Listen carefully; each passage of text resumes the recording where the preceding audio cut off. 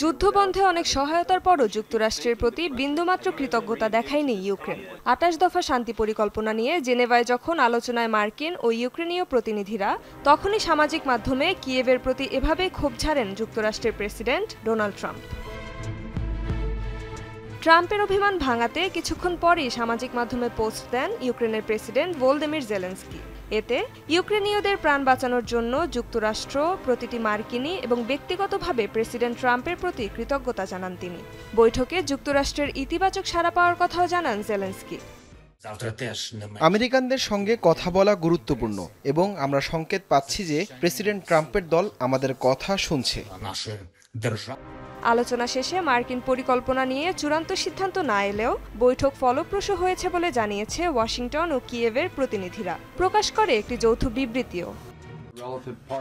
আজকের আলোচনা ছিল খুবই ফলপ্রসূ এবং অর্থবহ। জানুয়ারিতে আমরা দফতরে আসার পর থেকে সম্ভবত এটিই ছিল আমাদের সবচেয়ে কার্যকর বৈঠক ও দিন। তবে এখনও কিছু কাজ বাকি আছে যা আমাদের দল এখন করছে।